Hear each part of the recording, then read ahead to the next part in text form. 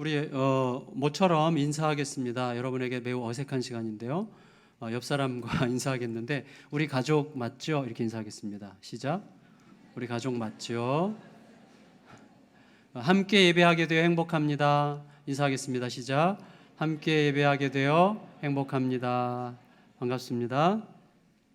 오늘 말씀은 예수님의 비유 말씀입니다. 1절 읽겠습니다. 1절 시작. 예수께서 그들에게 항상 기도하고 낙심하지 말아야 할 것을 비유로 말씀하여, 이 비유 말씀의 주제가 아주 명백하게 명시되었는데 항상 기도하고 낙심하지 말아야 할 것, 이렇게 되어 있습니다. 바리새인들은 하루에 3번 기도하도록 가르쳤습니다. 바리새인들이 하루에 3번씩 하나님께 기도하도록 가르친 이유에 대하여 학자들은 너무 시도 때도 없이 빈번하게 기도함으로써 하나님을 번거롭게 해드리지 않도록 하기 위한 하나님을 향한 배려라고 그렇게 이해하고 있습니다. 학자들은. 근데 예수님은 정반대로 항상 기도하라고 이야기하십니다. 항상이라는 말은 포기하지 말라, 끊임없이, 이런 의미가 있는데 포기하지 말고 끝까지 항상 기도하라고 명하셨습니다. 이유가 뭡니까? 하늘에 계신 우리 아버지는 우리의 배려를 필요로 하시는 분이 아니라 우리가 하나님의 배려를 필요로 하는 거다, 이렇게 우리에게 가르쳐 주는 거죠. 우리가 하나님의 보호자가 아니라 하나님이 우리의 보호자시다, 이걸 가르쳐 주고 계시는 것입니다. 하나님 아버지는 우리가 하루 3번이 아니라 하루에 300번을 기도한다고 해도 마다하지 않으실 수 있는 그런 아버지이십니다. 우리가 그렇게 항상 기도해야 되는 이유가 있어요. 왜 항상 그렇게 기도해야 되는가? 이유는 지난주 우리 본문을 생각해 볼 때에 인자의 날, 그날이 언제 올지 아무도 모르기 때문입니다. 그래서 항상 기도해야 됩니다. 또 우리의 삶을 들여다보게 되면 실제적으로 우리가 그렇게 항상 기도하는 삶을 살지 않으면 우리들은 언제든지 무너질 수 있는 사람들이기 때문에 그렇습니다. 우리 자신에 대해서 좀 정직해지면 금방 알게 됩니다. 우리들은 언제든지 무너질 수 있는 자들이죠. 저는 이렇게 해석하고 이해하고 싶은데, 기도란 우리의 영혼에 평화로운 긴장감을 불어넣는 시간이다, 이렇게 이해하고 싶습니다. 평화로운이라는 말과 긴장이라는 말이 좀 어울리지 않지만 저는 평화롭고 긴장감 있는 이 상태를 굉장히 좋아합니다. 근데 그걸 기도가 주는 선물이에요. 평화로운 긴장감. 여러분, 우리들의 삶에서 이 평화로운 긴장감이 사라지는 순간에 우리는 셋 중 하나의 함정에 빠져요. 첫째, 낙심할 수 있습니다. 두 번째, 오버하게 됩니다. 세 번째, 몸이 건조해집니다. 그래서 여러분, 우리가 낙심하거나 오버하거나 몸이 건조해지는 굉장히 중요한 이유는 우리 속에 평화로운 긴장감이 없기 때문이고, 기도와 하나님과 우리 사이에 생명적 교류가 없기 때문에 나타나는 현상입니다. 그래서 낙심하게 돼서 스스로 시험에 들거나 오버하면서 누군가를 시험에 들게 하거나 몸이 건조해짐으로 자신이 무기력감에 스스로 빠지게 되는 것입니다. 여러분, 사도 바울 선생님은요, 예수님의 이 말씀을 마음속에 굉장히 깊숙하게 담았어요. 그래서 이 말씀을 자기 방식으로 어떻게 표현했습니까? 데살로니가전서 5장 17절에서 쉬지 말고 기도하라, 이렇게 표현했어요. 그렇다면 사도 바울 선생님은 그의 성격상 자기가 그렇게 하지 않으면서 그렇게 하라고 명령하실 수 있는 분이 아니에요. 성격이 그걸 못 감당해요. 그는 쉬지 않고 기도하면서 쉬지 말고 기도하라고 명령했을 것입니다. 그러면 그가 우리에게 쉬지 말고 기도하라고 말할 때 그건 어떤 형태의 기도를 말할까요? 한번 상상력을 발휘해서, 자, 우리가 쉬지 않고 하는 게 뭐가 있어요? 쉬지 않고 하는 거? 숨쉬기죠. 숨쉬기. 물론 맥박도 쉬지 않고 뛰고 심장도 쉬지 않고 뛰지만 맥박이나 심장은 우리들의 의지와 상관없이 뛰는 거예요. 그러나 숨은 다른 거예요. 숨쉬기는 굉장히 의지적인 것입니다. 전문가들이 얘기하는데요, 우리는 거의 숨을 잘 안 쉰대요. 내가 머리가 정신을 잃지 않을 만큼만 적당히 여기서 찰박거리면서 숨을 쉬면서 산다는 거예요. 그리고 긴장하거나 스트레스를 받거나 불안하면 아예 거의 숨을 안 쉬어요. 그래가지고 산소 공급이 잘 안 되니까 머리가 뜨겁고 열받으면 열이 잘 안 내려가고 무겁고 머리 아프고 힘들고 불안하고 초조해지는 거예요. 숨을 안 쉬어요. 그래서 여러분, 우리가 이렇게 숨을 좀 깊이, 의식적으로, 좀 의도적으로 깊이 들이마시고, 어차피 숨을 쉬면 아닙니까?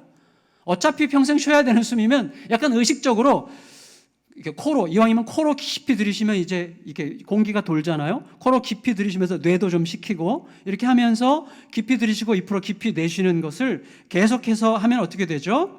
훨씬 더 차분하게 정돈된 정신을 갖게 되고 맑은 머리를 갖게 되는 거. 물리적으로 우리가 경험하는 거예요. 그래서 긴장하게 되면 우리도 모르게 여러분 육상 선수들 100m 달리기 전에 할 때 다 이거 하고 있잖아요. 그거예요. 그 숨 쉬는 거예요. 기도가 그런 거 아니겠어요?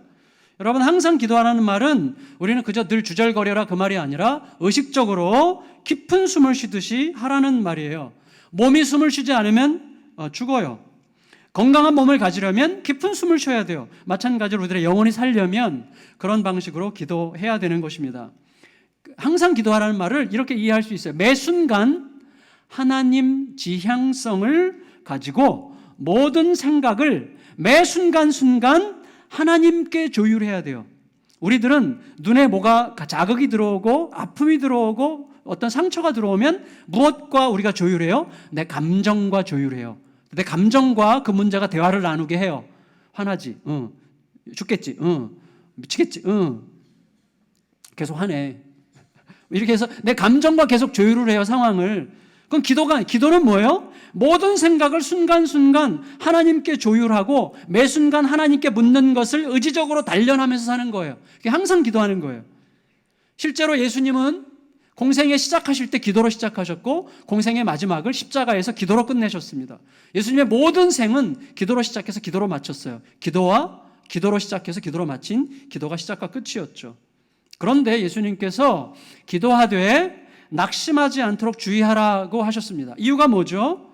우리의 기도에 대한 하나님의 응답이 우리가 원하는 시점보다 매우 늦을 가능성이 항상 있기 때문이기도 하고 혹은 우리가 기다리는데 하나님께서 주실 응답과는 다른 방식의 응답을 자기중심적인 관점으로 기다릴 가능성이 너무나 많기 때문에 낙심할 가능성이 항상 있어요. 그래서 낙심치 말라고 하시는 것입니다. 동시에 항상 기도한다고 하는 것은 우리들을 낙심시킬 만큼 만만치 않은 것이기 때문에 기도할 때 낙심치 말라고 이야기하십니다. 그래서 오늘 말씀에 마음이 이렇게 끌리는 거예요. 어떻게 하면 우리는 낙심하지 않고 항상 기도함으로 우리들의 영혼이 평화로운 긴장감을 잃어버리지 않고 고요하고 맑을 수 있겠는지, 어떻게 하면 우리 영혼이 낙심하지 않고 항상 하나님의 마음에 있을 수 있겠는지 우리는 그것이 알고 싶습니다.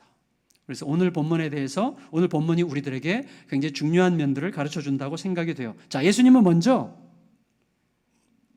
비유 말씀을 하시면서 제가 그림을 그린 건데 이제 사각 링에 선수를 한 명 등장시켜요.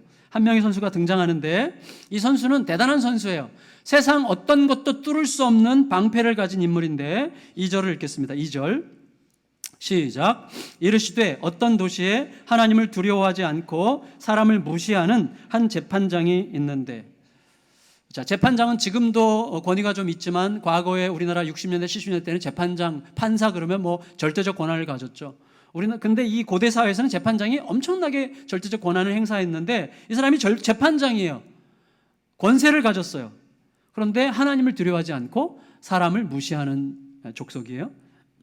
다시 말하면 이 사람은 진리를 멸시하고 교만을 즐기는 안하무인 고집불통이에요.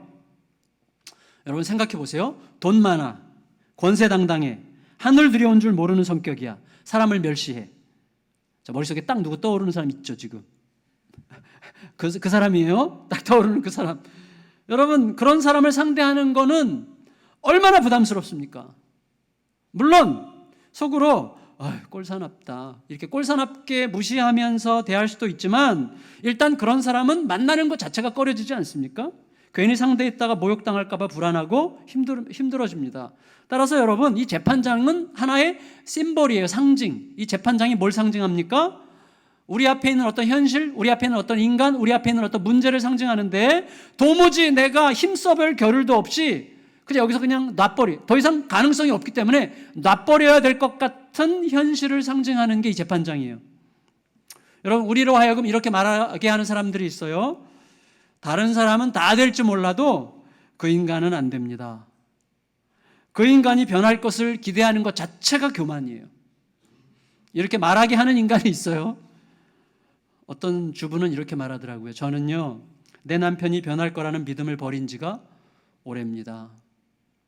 이해가 돼요. 얼마나 고통스러운 시간이 있었겠어요? 여러분, 우리로 하여금 그렇게 말하게 하는 사람, 우리로 하여금 그렇게 생각하게 만드는 상황이 있는데 그 상황, 그 사람이 누구예요? 바로 이 재판장이란 말이에요. 이 재판장이 그 상황과 그 사람을 상징하고 있어요. 우리 인생에는 그런 재판장 같은 사람, 그런 재판장 같은 현실이 꼭 있게 마련입니다. 그런데 자, 이제 이 대단한 고집불통, 어떻게 격파가 불가능해 보이는 이 재판장과 맞붙을 상대 선수가 링 위에 등장을 했어요. 3절 읽겠습니다. 시작. 그 도시에 한 과부가 있어 자주 그에게 가서 그 원수에 대한 나의 원한을 풀어주소서 하되. 여러분 보세요. 이 재판장, 이 고집불통 아나무인 재판장을 상대하는 이 상대 파트너가 원통한 일로 원한에 맺힌 과부예요. 과부는 고대 사회에서 완전한 무기력한 약자의 대표적인 상징이죠. 정의가 필요한 세상에 약자가 이제 파트너로 등장해요. 싸울 수 있는 파트너죠. 그런데 이 여인에게는 지금 정의가 필요해요. 너무 뭔가 억울한 일을 당했어요. 너무 억울해서 정의를 구해야 돼요. 정의가 필요해요. 그래서 이 여인이 정의를 구하러 찾아간 재판장은 정의를 멸시하는 자야. 정의를 멸시하는 자에게 가서 정의를 구해야 되는 이 상황을 예수님은 왜 설정하셨어요? 의도적으로 불가능한 거다 이렇게 설정하신 거죠. 이 문제는 해결 불가능해 라고 지금 우리에게 상황을 설정하시는 거예요. 여러분, 최용만 선수가 4강 링에 이제 올라갔어요. 먼저 이렇게 하면서 이제 몸 풀면서 상대 선수를 기다리고 있는데 상대방 선수가 누군가 봤더니 일주일 동안 아무것도 못 얻어먹은 정갑신이야. 가뜩이나 메가리가 없는 인간인데 일주일 동안 아무것도 못 얻어먹고 4강 링에 올라갔어요. 최용만을 상대하려고. 지금 그 그림이에요. 그 그림. 절망적 상황. 이 여인에게는 의지할 것이 하나도 없어요. 그 어떤 것도 뚫을 수 없는 방패 뒤에 숨은 아주 매우 완고한 자 앞에서 여인은 아무것도 가지지 못했어요. 지금 예수님은 재판장이 이 여인의 말을 듣는다는 것은 완전히 불가능해 라고 말하지 않을 사람이 이 세상에 어디 있겠느냐라고 우리들에게 묻고 계신 거예요. 그런데 이 여인에게 무기가 하나가 있었어요. 무기가. 그건 뭐예요? 구하는 거예요.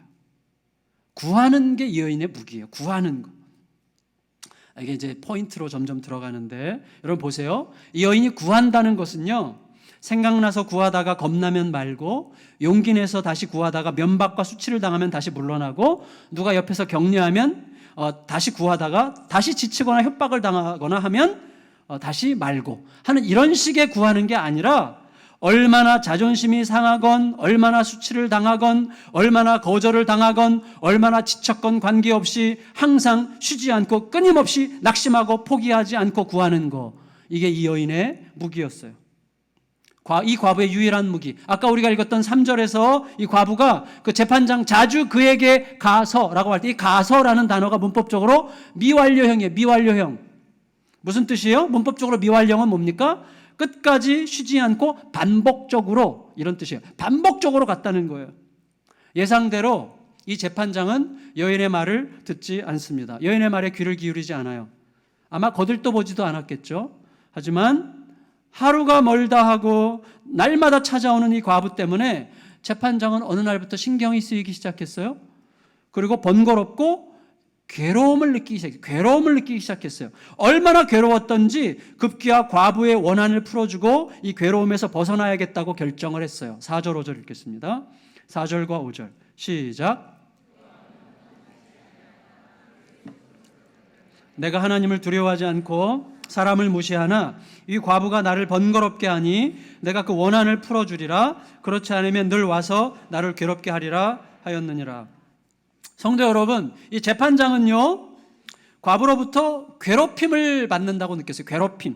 이 괴롭게 한다는 말이 재밌는데 무슨 뜻인가 하면 문자적으로 눈탱이를 친다 그 말이에요. 이 눈탱이는 이제 다른 속어고 눈퉁이죠. 눈퉁이를 때린다 그 뜻이에요. 괴롭게 한다 그 말은 눈퉁이를 때린다. 공격해서 수치스럽게 만드는, 눈퉁이를 때리면 멍이 들죠. 멍이 들면 사람들에게 부끄럽죠. 다시 말하면 이 재판장은 과부를 걱정해서 문제 해결하기로 결정한 게 아니라 과부가 끈질기게 엉겨붙음으로 자기가 사람들의 웃음거리가 될 것을 염려해서 두 손을 든 거예요. 의지할 것 없는 연약한 과부가 하나님도 두려워하지 않는 아나무인 재판장을 굴복시킨 거예요. 여러분, 도저히 올 것 같지 않았던 그날이 쉬지 않는 기도 속에 어느새 그 여인 곁으로 훌쩍 다가왔어요.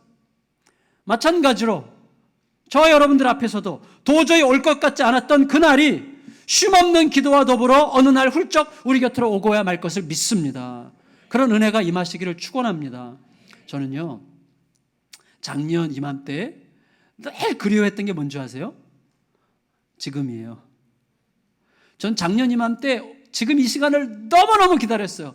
빨리 건물 짓고 들어가서 그냥 걱정하지 않고 가만히 있고 싶다. 뭐 이런 생각 너무너무 그리워했는데 어느새 이게 됐잖아요. 근데 또 다른 게 이제 앞에 있잖아요. 또 다른 게 계속 있는 거죠. 근데 그날은 훌쩍 우리 곁으로 올 거예요. 틀림없이. 그런데 중요한 건 뭐냐면 이거예요. 이제 이게 핵심 포인트인데 승부처가 뭐냐는 거예요. 예수님의 이 비유 말씀에서 승부처가 뭐냐? 어디에서 승부가 난 거예요? 불의한 재판장의 완고함보다 더 세고 더 강인한 이 여인의 의지, 굴하지 않는 의지가 승부처였습니까? 여인의 불굴의 의지가 결국 승부를 낸 것입니까? 그렇다고 말하면 모든 게 간단하고 매우 쉬워요. 그리고 제가 성도들에게 여러분 기도하려면 좀 그렇게 끈질기게 기도하셔야 되지 않겠습니까? 이렇게 제가 도전할 수 있는 근거를 갖는 거예요. 그런데 사실 찬찬히 생각해 보면 이 대목에서 우리는 사실 대답하는 게 그렇게 만만치 않습니다. 쉬운 답이 아니에요. 왜냐하면 생각해 보세요. 그럼 쉴 새 없이 떼쓴다고 다 되는 겁니까? 끝없이 떼쓴다고 다 되는 거 아니잖아요. 우리들이요, 접촉사고가 났을 때를 대비해서 대대로 조상 때부터 전해 내려오는 공개된 비밀이 있어요. 뭐죠? 목소리 큰 놈이 이긴다. 이제 비밀인데 공개된 비밀이죠. 여러분, 그런데 이런 상식이 승리를 위한 승부처라면 세상은 얼마나 슬프고 유치한 것입니까? 가끔 그런 게 통하기도 하겠지만 그런 식으로 해서 사는 인간들이 잘 먹고 잘 삽니까? 잘 먹고 잘 사는 것처럼 보인다고 할지라도 잠시 후면 한 줌 흙으로 돌아갈 그 알량한 인생에 남긴 악취 나는 구정물들은 다 어떻게 해야 되는 것입니까? 만일에 이 여인이 일이 이루어질 때까지 때를 써서 결국 재판장을 굴복시킨 거라는 식으로 오늘 본문을 그렇게 단순하게 적용하게 되면 우리가 기도회 합시다 그러면 기도회는 아마도 떼쓰기 경연장이 될 가능성이 상당히 많다고 생각합니다. 이제부터 제가 설명을 드릴게요. 지난 주간에요, 제가 어떤 나이 많은 한 신학대학원생이 한 몇 주 전에 전화를 했어요. 좀 면담을 하고 싶다고. 그래서 이제 약속한 게 지난주 화요일인가 됐어요. 그래서 이제 그분이 찾아오셨어요. 이분은 얘기를 들어보니까 이제 손가락 3개가 이렇게 없더라고요. 이쪽이 완전히 이렇게 잘려서 이제 없는 이 2가지만 있으세요. 손이 2개만. 근데 고등학교 때 기계에 이제 빨려 들어가가지고 손가락이 잘라지고 2개만 남았는데 그래서 학교를 더 이상 다닐 수 없는 상황이 돼서 중퇴를 했대요. 고등학교 중퇴예요. 근데 주변에서 많은 사람들이 당신 성품도 좋고 성실하고 하니까 신학교를 가봐라, 신학교 가서 뭘 해봐라. 그래서 하도 이제 사람들이 얘기해가지고 고등학교 중퇴하고 이 일 저 일 몰려다니다가 나중에는 신학교를 가가지고 목사 안수까지 받았어요. 물론 이제 무인가 신학교에서 이제 한 건데. 근데 이분이 이제 학사학위가 없으니까 다시 정규신학대학에 입학을 한 거예요. 지금 신학대학교 3학년인가 4학년이에요. 학부 학생인데 저보다 나이가 1살인가 2살 많으셨어요. 얼마나 고생을 많이 하셨는지요. 제가 이분을 딱 봤을 때 나보다 한 10살 정도 많겠다 이렇게 생각했어요. 머리도 하얗고 다 많이 빠지고 진짜 많이 고생한 얼굴이신데 저보다 1~2살 차이라는 걸 알고 나서 마음이 굉장히 짠하고 미안했어요. 근데 그분이 하시는 이야기가 이거였어요. 자기는 지난 20년 전에 교회를 개척해서 지금까지 20년 동안 목회를 해왔는데 오직 한 거라고는 기도하고 또 기도한 것뿐이라고.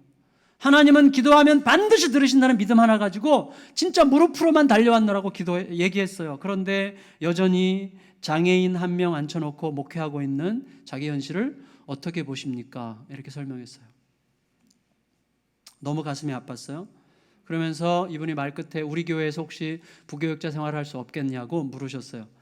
제가 대화를 나누면서 이분이 참 진실되고 참 순수한 분이라 이렇게 생각을 하게 됐고, 우리 교회에서는 참 아직은 쉽지 않을 것 같습니다, 이렇게 말씀을 드리고 대화가 아주 건강하고 좋은 방향으로 잘 마무리가 됐어요. 한번 생각을 해보세요. 자, 이분이 얘기한 그것, 20년 목회하면서 오직 한 것은 아침부터 저녁까지 늘 기도하고 무릎을 꿇었어요. 쉬지 않고, 정말 진짜로 실제로 쉬지 않고 기도만 한 이분이 여전히 자신의 정신은 지금 황폐해지고 있고, 아내는 남편에 대한 좌절과 실망 때문에, 아이들은 아버지에 대한 좌절 때문에, 그리고 심지어 자기 자신도 원망이 생기면서 뭐가 뭔지 모르겠는 어떤 상황 속에 들어가 있는 이런 상황이 쉬지 않고 기도한 결과라는 말이죠. 그러니까 쉬지 않고 기도하라는 말을 우리는 그런 식으로 이해하면 안 된다는 거죠. 여러분, 예수님께서는 이 불쌍한 과부의 억울함이 풀리는 과정 이야기를 하시면서 너희도 이 여인처럼 주야장창 부르짖어 봐라, 왜 안 들어주시겠느냐, 지금 이렇게 말씀하고 계시는 거예요. 어떤 목사님은 이 비유를 이렇게 해석을 했어요. 잠긴 문 앞에서 수년간 서서 두드리면서 손가락 관절에 피가 흐르게 되기 이전에 당신은 기도가 무엇인지 제대로 알지 못할 것이다. 여러분, 이 말에는요 어떤 엄숙한 경건함이 있지 않아요? 여러분, 기도하려면 닫힌 문 앞에 서서 이 손 마디에서 피가 날 때까지 두드려보지 않고, 여러분, 기도했다고 말하지 마십시오라고 말할 때 우리는 쫄리잖아요, 솔직히. 근데 여기에 어떤 엄숙한 경건함이 있지만 동시에 숨통을 조여오는 어떤 답답함이 있어요. 여러분, 왜 그런가 하면, 만일에 그렇게 해석한다면 기도라고 하는 것은 또다시 피곤한 숙제요, 또 하나의 올무요, 또 하나의 율법이 되는 거예요. 여러분, 우리가 하나님의 응답을 받아내기 위해서, 하나님의 팔을 비틀기 위해서 내가 쌓아야만 되는 공로와 조건이 되는 거 아닙니까, 기도가? 기도는 그런 게 아니잖아요. 예수님의 의도는 어디에 있는 걸까요? 예수님의 의도, 포인트는요 7절에 있어요. 7절에 하물며에 있어요. 하물며. 자, 7절과 8절 상반절까지를 읽어보겠습니다. 시작. 하물며 하나님께서 풀어주지 아니하시겠느냐, 그들에게 오래 참으시겠느냐, 내가 너희에게 이르노니 속히 그 원한을 풀어주시리라. 거기까지요. 오늘 말씀을 듣고 주야장창 열심히 기도 안 해도 되겠지라고 생각하는 사람은 일단 본문을, 제 설교를 잘못 들은 거라는 사실 전제하시고 잘 들으시기 바랍니다. 자, 하물며 하나님께서, 자, 이 말이 뭐예요?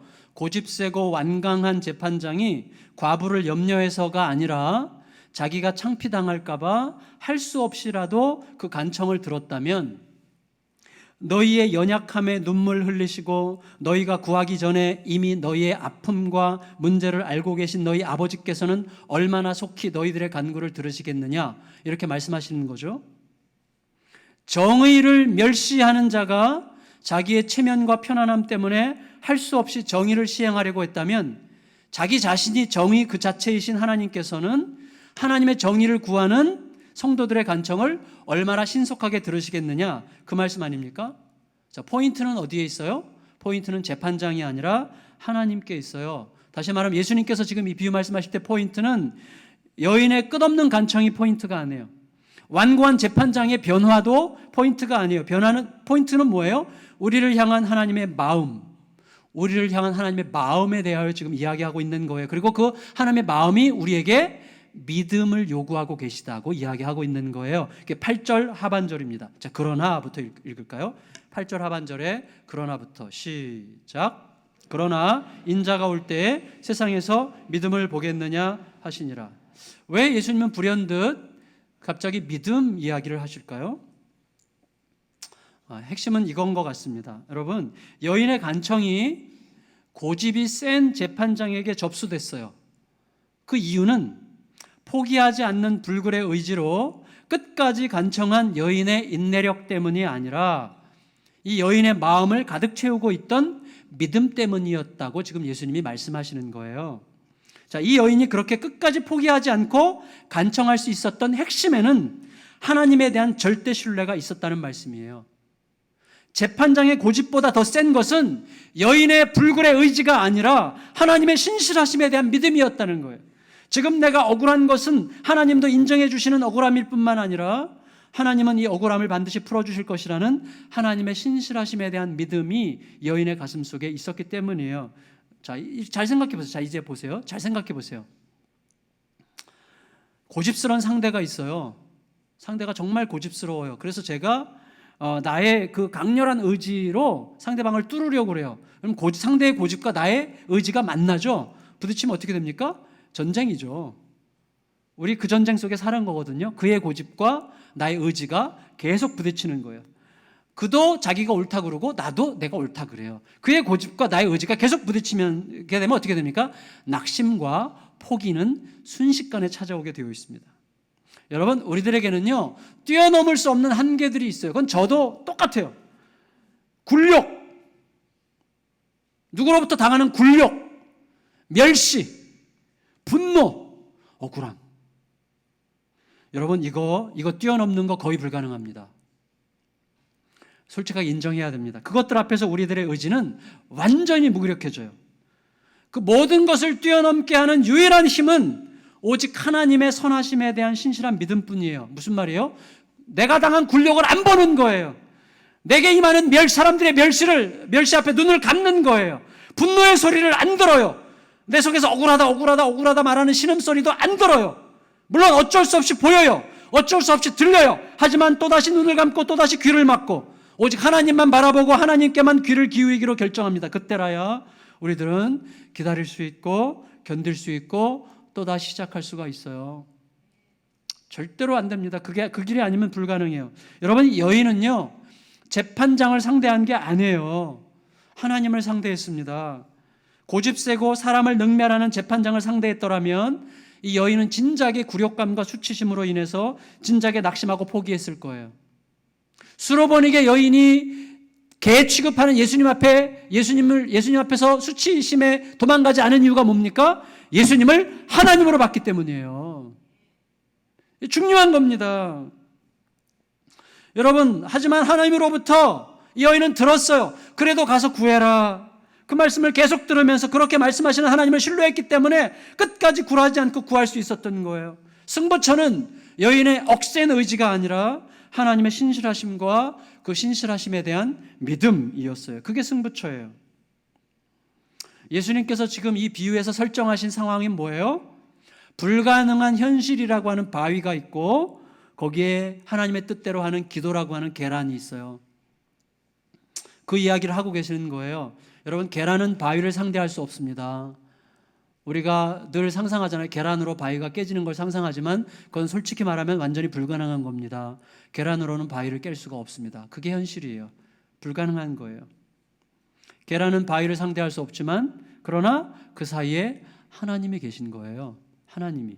다시 말하면 하나님이 아니시면 결코 이루어질 수 없는 현실에 대하여 지금 예수님은 말씀하고 계시는 거예요. 해결 불가능해 보이는 현실이라고 하는 바위에 하나님의 뜻이라고 하는 계란을 던질 때 우리에게 중요한 것은 지금 나의 이 행위의 의도와 목적이 하나님께서 인정하시고 하나님께서 변호하시는 것이라는 확신이에요. 그리고 하나님은 반드시 하나님께서 옳다고 하시는 그것을 이루시고야 마시는 분이라고 하는 사실에 대한 믿음, 그것만이 중요한 것입니다. 그런데 여러분, 예수님은 왜 우리들에게 인자가 올 때에 세상에서 믿음을 보겠느냐라고 이렇게 우리 기분을 상하게 하면서 이런 말씀하셨을까요? 기분 나쁘지 않습니까? 내가 갈 때 믿음을 과연 보겠냐? 왜 이렇게 말씀하셨습니까? 그건 어려울 게 하나도 없어요. 너무나 쉬워요. 왜?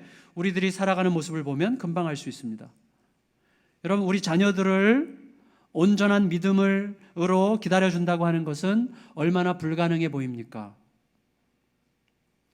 여러분, 지금 당장의 불합리함과 억울함을 참고 견디고 침묵하면서 오직 하나님을 신뢰하는 마음으로 기도하는 것은 얼마나 불가능에 가까운 일입니까? 하나님과 약속한 대로 매일같이 말씀을 묵상하면서 그 말씀 붙들고 그 말씀이 시키는 대로만 살겠다고 결심했던 우리들의 결정대로 살아낸다고 하는 것은 얼마나 어렵고도 힘든 일입니까? 대신에 이 사람 저 사람 찾아다니면서 내 억울함과 내 원통함을 늘어놓고 온갖 인간적인 방법들을 통해서 자신의 한을 풀고자 하는 일들은 우리들에게 얼마나 익숙하고 편한 일입니까? 익숙한 내 방식대로 조급하고 성급한 나의 충동에 따라 행동하는 것은 얼마나 신속하고 자연스러운 것입니까? 그러니 예수님께서 우리들에게 인자가 올 때 세상에서 믿음을 보겠느냐라고 말씀하시는 것은 얼마나 합당합니까? 정말 합당한 말씀이에요.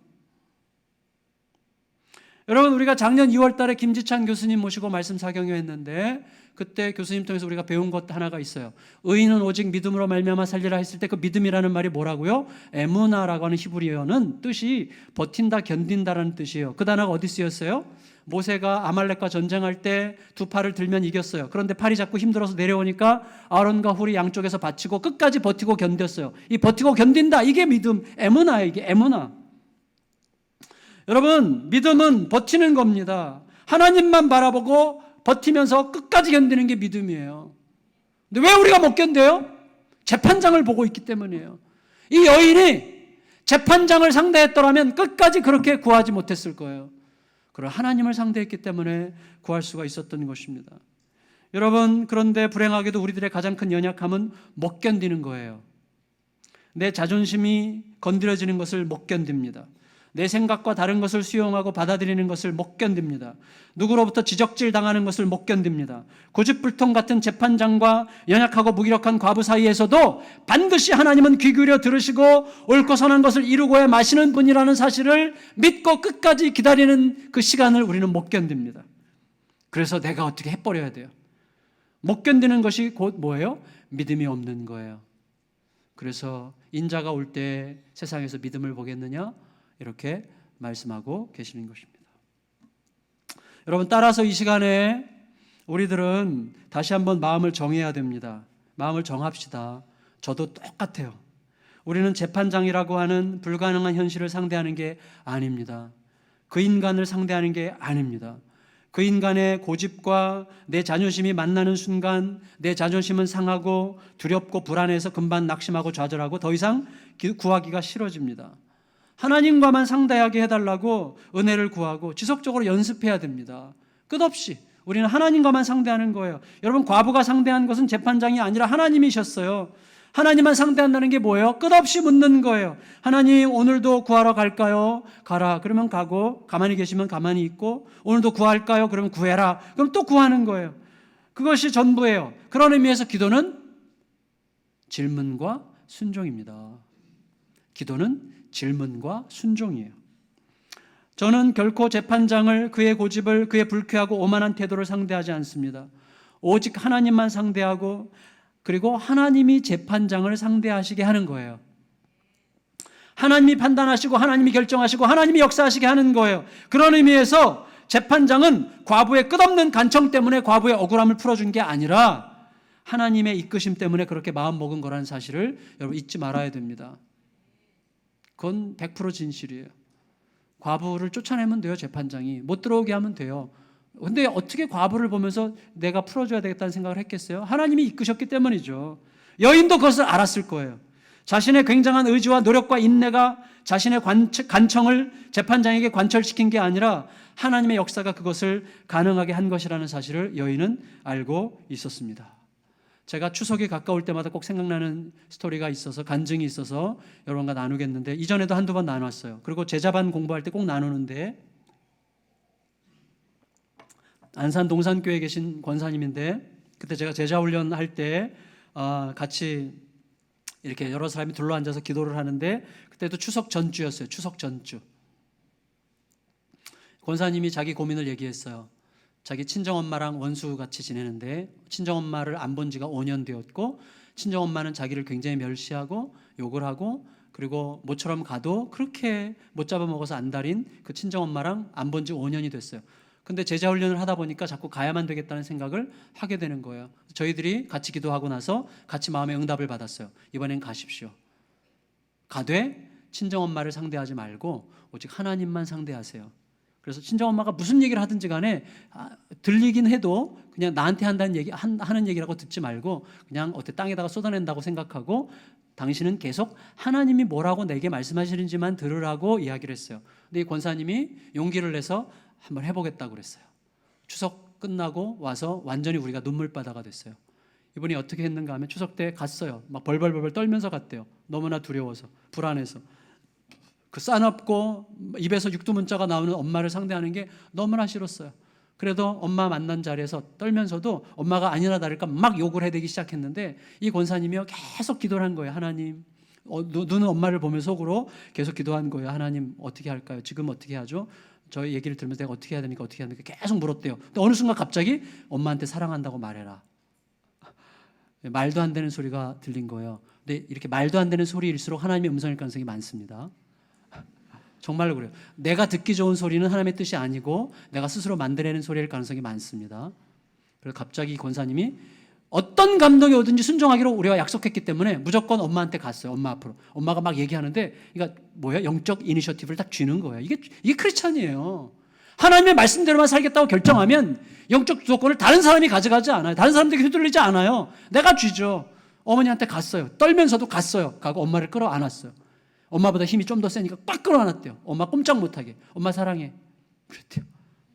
그러니까 엄마 입에서 또 막 야이, 녀, 니은이 막 하면서 막 욕이 나왔대요. 그러니까 막 이 딸이 더 세게 안으면서 엄마 사랑해. 엄마 사랑해. 엄마 사랑해. 엄마 사랑해. 엄마 사랑해. 계속 그랬대요. 엄마 사랑해. 엄마 사랑해. 한참을 그랬어요. 갑자기 엄마가 힘을 쫙 빼더래요, 몸에서. 그러더니 나도 알아. 이렇게 얘기했대요. 나도 알아. 그러니 거기에 모인 가족들이 전부 다 완전히 울음바다가 돼가지고 문제가 순식간에 해결이 된 거예요. 그 간증을 오면서 막 울면서 하시는데 저희가 전부 다 같이 울었어요. 너무나 감격스러워서. 저는 바로 그게 기도라고 생각해요. 그게 기도예요, 여러분. 여러분, 저 인간을 저쪽에다 두고 저 인간 용서할 마음을 주실 때까지 기다리겠습니다. 이게 아니라 주님 제가 어떻게 해야 되겠습니까? 제가 어떻게 해야 되겠습니까? 주님 제가 저에게 말씀해 주세요. 어떻게 하면 좋겠어요? 그래서 하나님과 나 사이에 매우 내밀한 관계 속에 주님께 질문하고 주님께서 주시는 답에 따라 순종하는 게 이게 기도예요. 여인은 재판장과 상대한 게 아니라 하나님과 상대했기 때문에 끝까지 낙심하고 포기하지 않고 관철시킬 수가 있었습니다. 우리에게도 그것이 필요해요. 바라기는 사랑하는 성도 여러분, 추석뿐만 아니라 이후에 우리들 모든 삶이 이런 기도로 우리의 삶이 채워짐으로 말미암아 현실이 나를 휘두르고 사람들이 나를 휘두르는 인생이 아니라 하나님과의 관계 속에서 평화로운 긴장감 속에 우리 인생이 진행되고 고요한 강함이 우리 인생을 끌고 가는 복된 삶을 살아가시기를 존귀하신 예수님의 이름으로 축원합니다. 축원합니다. 여러분 주보에 있는 찬양이 좀 잘못됐는데 오늘 자막을 보면서 찬양하겠어요. 나의 영혼이 잠잠히 하나님만 바라며 다 같이 일어나셔서 찬양하시겠습니다.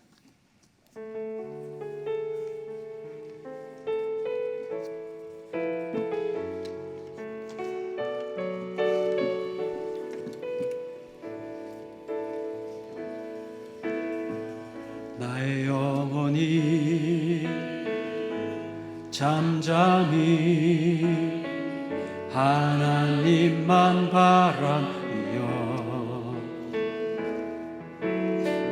나의 구원이 그에게서 나는도다.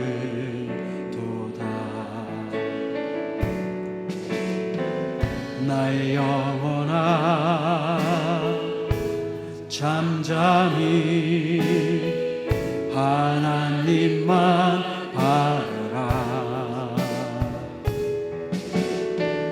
나의 소망이 저에게서 나는도다. 오직 주만이 나의 반석 나의 구원이시니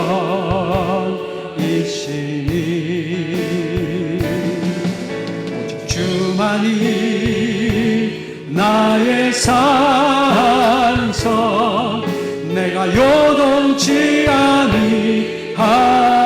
다시 한번 합니다. 처음부터 나의 영혼이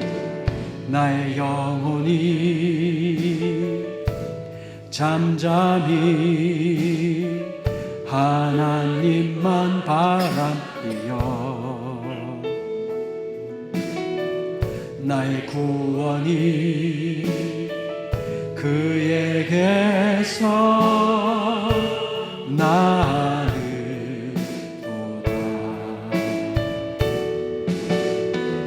나의 영혼아 잠잠히 하나님만 바라.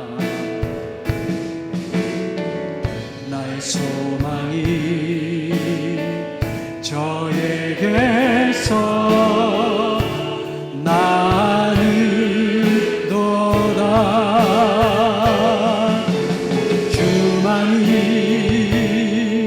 나의 반석, 나의 구원이시니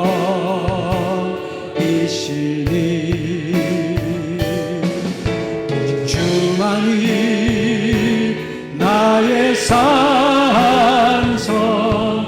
내가 요동치 아니하. 나의 구원, 나의 영광, 나의 구원, 나의 영광 하나님께 있으니 내 힘의 반석과 피난처 되시네. 오직 주만이, 오직 주만이 나의 반석, 나의 구원이시니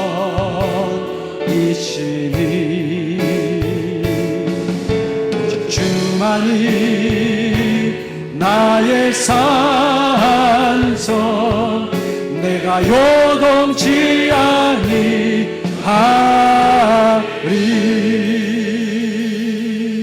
이 시간 마음을 모아 합심해서 기도하겠습니다. 잠깐이라도 하나님, 내 안에 기도를 통하여 평화로운 긴장이 늘 유지되게 하시고 내 영혼이 혼란과 분유함에 휩싸여 어쩔 줄 몰라 하는 분주함에 빠지지 않고 하나님 앞에 고요한 평화 가운데 끝내 내 앞에 있는 재판장이 하나님의 거룩한 능력과 하나님의 권세와 하나님의 이끄심 속에 무너진 것을 보게 하여 주시옵소서. 같이 합심하여 하나님 앞에 자신의 삶을 주 앞에 부탁드리며 또 우리 교회를 주 앞에 부탁드리며 간절히 기도하겠습니다. 기도합니다.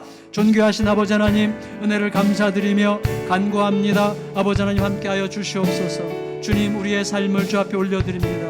하나님 아버지, 나의 감정이 그 문제를 대응하지 않게 하시고 오직 하나님을 상대하게 하시고 하나님이 그 문제를 상대하시도록 내가 끝없이 믿고 맡겨드릴 수 있도록 인내하여 주시기를 간절히 기도드립니다. 하물며 하늘에 계신 아버지께서 이 말씀을 기억하게 하여 주시옵소서. 하나님이 반드시 들으실 것이고 하나님 재판장보다 크시고 재판장보다 강하시고 재판장보다 더 위대하신 하나님을 신뢰하고 하나님과 상대하여 하나님이 모든 문제를 친히 해결해 나가실 수 있도록 그렇게 맡겨드리는 은혜를 베풀어 주시기를 간절히 기도드리옵나이다. 사랑하는 모든 성도들과 함께 하시고 이기게 하시고 승리하게 하시고 주님의 거룩한 권세 합당한 삶으로 우리의 모든 삶이 진행될 수 있도록 함께하여 주시옵소서. 함께 하신 주님께 감사드리며 예수님의 존귀하신 이름으로 간절히 기도드리옵나이다.